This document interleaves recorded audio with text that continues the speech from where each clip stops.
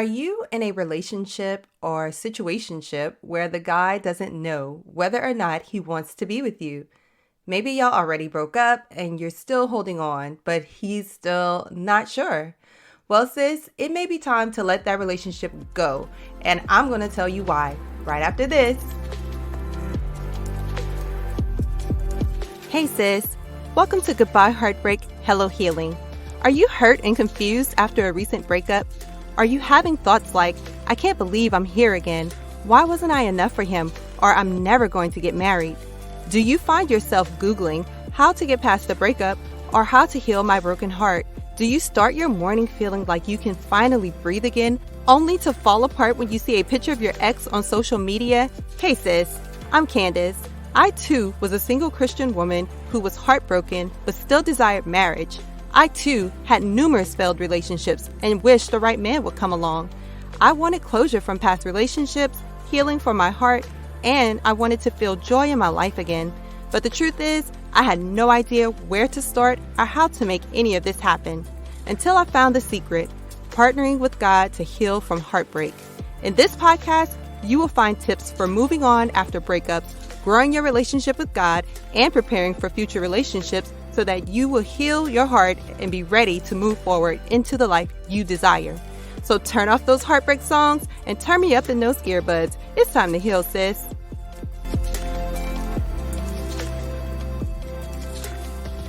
Hey sis, and welcome back for another episode of Goodbye Heartbreak, Hello Healing. I'm so excited that you are here with me on today, and I have a great episode for you, okay? Before we get into that, sis, make sure that you have subscribed to the podcast, and if you haven't left your 5-star written review on Apple Podcasts yet, go ahead and leave a review. It really helps the show, and it helps other women just like you to find the show, all right? And I want to remind you that there will be a price increase for the one-on-one heartbreak coaching sessions. The increase will happen on November 6th of this year. So make sure if you are interested, this is now the perfect time to go ahead and book your session. Go to CandiceABettis.com/services and book your session right there on the page. So sis, today we're talking about waiting. Should you wait for a guy to make up his mind about whether or not he wants to be with you? So this is a heavy one. This is one of those things because I hear it a lot. I actually hear it a lot. And I'll be honest, I'll say that I haven't given guys a whole lot of opportunities to do this to me.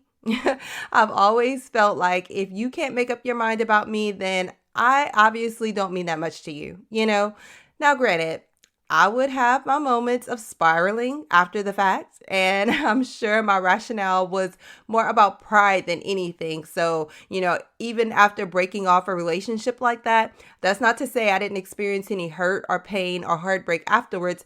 Absolutely, I did, because it's hurtful when somebody's like, I don't know if I want to be with you. Like, it's one thing to not want to, but it's like, I don't know. It's like you're saying, you don't know if I'm worth it, So I don't like it. I don't like it. However, when I had a time or two in my younger days where I did let it happen, okay, with some on again and off again relationships, I let that happen, and there are times, there are times when people need to take their time to figure things out, figure out what their next move is, especially if you did something to betray that person or hurt that person.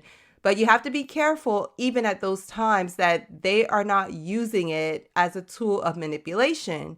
I am skeptical. I'm just going to say that. I'm skeptical about people in relationships at times because it's like, are you trying to use this to manipulate me or not? But you have to take into account, like, what is going on? What happened with this person? Did I do something? Again, ask yourself that question. But if you didn't do anything, right, and there's nothing extreme going on, and maybe they do have something personal going on, you should say, hey, not that I'm going to sit here and wait for you, but you should go ahead and take care of your personal business, right? If you have something that you're struggling with and you're going through and you can't be in a relationship, definitely go take care of that. But if sometimes guys will try to string you along, and this is really like the number one reason why you can't wait around. because you're giving him, this reason is that you're giving him too much control and power over you, right? Like when somebody says, I don't know if I want to be with you, I need some time to think about it. Now, granted, in any case, you can give somebody a little bit of time, but when this goes on for like weeks and months, people stay in this situation for weeks and months with a person and they're like, kind of dating, not dating. And then the other person is maybe talking to somebody and then they're like, well, we're not exclusive. So, remember, I needed time to think about this. That's not fair. That's not fair to you. So you're giving that person power, free reign over you and your life. You're allowing them to control you in different ways. Okay. So let's talk about this. All right. Let's talk about the ways in which this would affect you, because it will affect you, right? If you're sitting there waiting for an answer from a person that you want to be with, you want to be in a relationship with them, you love them, and they don't know, then how is this affecting you? Number one, it is affecting your emotions. Sis, I know for the little bit of time that I allowed it to happen, I was spiraling in my emotions. I was angry and I was sad at times. I was angry at times, a little jealous at times. Like I would have all of these different undesirable emotions that I was feeling as a result of sitting there waiting for someone else to make up their mind about whether or not they wanted to be in a relationship with me, which is why I didn't let it go on too long, because I couldn't even take it. I couldn't take the emotional side of it. I'd rather be in a spiral because we're not together than to be there sitting and waiting anxiously about you, whether you're going to make up your mind and what you're going to say. Like, that's just something I cannot do.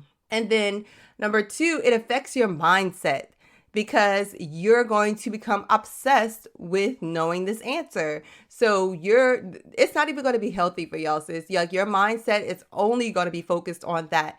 And you're going to be asking him questions all the time when y'all talk. You're going to want to know, what is he doing? What are you doing to make your decision? What's weighing in on you? Are you talking to somebody else? Like all of these things are going to be weighing heavy on your mind, and your mindset is going to affect what we just said, your emotions. Okay. And so, hey, don't let it happen. Just don't let it happen. And then number three, it affects your self-esteem or self-worth. All right. And so a lot of times when women end up in these situations with someone who's like, I'm not sure if I want to be with you. I'm not sure if this is what I want. I'm not sure. And I need time to think about it. They begin to internalize that. Of course we do. We internalize that and think that there's something wrong with me. There's something that, I'm not good enough. What is it about me? You start thinking, what is it about me that you don't like? Does it have something to do with the way that I look? Or is it something that I did? Or how can I change? Do you realize like this whole scenario could truly completely just spur you right on into the first 3 stages of grief, right? That I talk about in my course, Grieving the Living. This particular thing of having to wait for someone to decide whether or not they want to be with you will go ahead and put you right into number one, a little bit in denial or shock, have that shock factor. Number two, it will make you desperate for answers. And number three, it will make you start bargaining and trying to fix whatever you think is wrong, right? Because that's the only control you feel like you have at that time, because you have given over your control and your power of your life to this person. They're now controlling your emotions. They're controlling your mindset. They're controlling your self-esteem. They're controlling all of these things at this point. And no one should have that kind of control over you. So it is, again, my advice that you do not let this happen again. If you did something and you do have to wait on that, that is okay. But even if that goes on too long, you should still be like, you know what? If it takes you that long to figure it out, maybe we shouldn't be together. Okay. But if it is not something that you've done, sis, I'm telling you, here's 2 things I'll say. Don't expect him to come back, okay? If he's like really stringing you along for weeks and months, don't expect him to come back, because 9 times out of 10, he doesn't want to be there, or he wants his cake and eat it too, right? He wants you and he wants something else that maybe you are not aware of. All right. So keep that in mind. Also, you should let him know to take all the time that you need to try to figure this out, but that you're not guaranteeing that you're going to be there waiting for him when he does. All right. So it's like, okay, like I didn't hurt you. I didn't betray you. I didn't do anything to you. So if you're not sure you want to be with me, I want you to have time to figure that out. But if I meet someone in the meantime, or if I decide that, you know what, this is not what I want, if I figure that out before you figure it out, then hey, don't expect me to come back to you. All right. So I thought this was an important conversation for us to have on the podcast, because it is something that happens quite often. It happens quite often. And sis, if you need help leaving that relationship or situationship, or if you've already gone, if you've already left it and you need help letting go, now is the perfect time to book a heartbreak coaching session. You know, I just mentioned at the beginning of the episode that I will be raising prices from my year ago introductory price, but now is the perfect time for you to book a session, and let's come up with a plan that will help you to move past this point. Okay. Like, you don't deserve to have to sit in this place. You deserve someone who knows they want to be with you. I want you to think highly enough of yourself to know that you don't deserve it, right?